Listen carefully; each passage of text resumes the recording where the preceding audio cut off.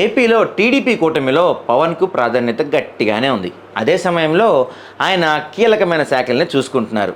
అయితే కూటమిలో టీడీపీ చేరికలు ఈ మధ్య బాగానే సాగుతున్నాయి. వైసీపీ నుంచి వస్తున్న వలసలన్నీ సైకిల్ ఎక్కేస్తున్నారు.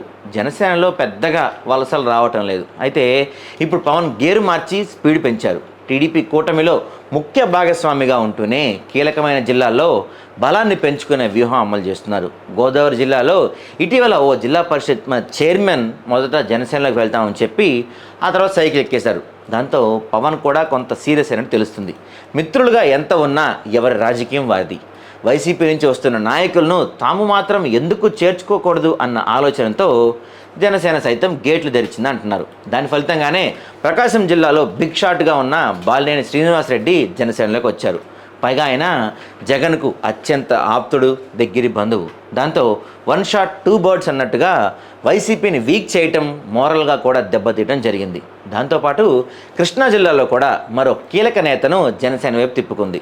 సామాన్యని ఉదయభాను వైసీపీ వీడి జనసేనకు వస్తున్నారు. దీంతో ఆ జిల్లాలో జనసేనకు జోష్ పెరిగింది. ఈ ఇద్దరు నేతల వెనక మెగా బ్రదర్స్ పాత్ర కూడా ఉందంటున్నారు. జనసేన ఎందుకు ఇలా ఒక్కసారిగా తన స్ట్రాటజీ మార్చింది అంటే ముందస్తు వ్యూహమే. రేపటి రోజున ఎటునుంచి పోయి ఏం జరిగినా తన బలాన్ని పెంచుకుంటే దానికి తగినట్లుగా రాజకీయ వాటా ఉంటుంది.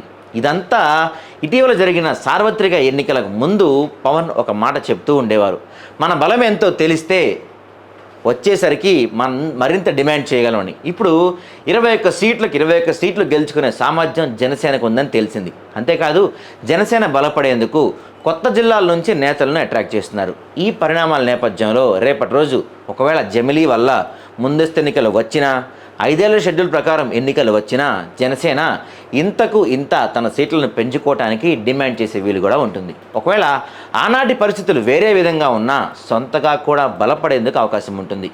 అయితే ఏపీలో వైసీపీ ఇంకా అంత వీక్ అయిపోలేదు. ఆ పార్టీ తిరిగి స్ట్రాంగ్ అయితే పొలిటికల్ స్లాట్లోకి వెళ్ళటానికి జనసేన ఏమాత్రం ఆలోచించదని, అందుకే వేగంగా జంప్ చేస్తుందని తెలుస్తుంది. అప్పుడు కూడా ఏపీలో 2 పార్టీలు ఉంటాయి. ఆ 2 ప్రాంతీయ పార్టీలే అవుతాయి. అలాగే ఏపీ పొలిటికల్ సినారియో తనకు అనుకూలంగా మార్చుకోవటానికే జనసేన చూస్తుంది. మరి చూడాలి.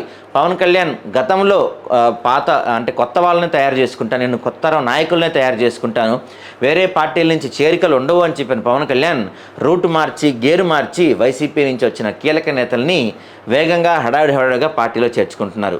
మరి ఇది ఎటువంటి పర్యవసనాలకు దారితీస్తుంది? ఎప్పటి నుంచో ఉన్నవాళ్ళు కొత్తగా వచ్చిన మధ్య గొడవలు ఎలా జరుగుతాయి? దీన్ని జనసేనని ఎలా డీల్ చేసిన దానికి మాత్రం రాబోయే రోజులే సమాధానంగా ఉండాలి.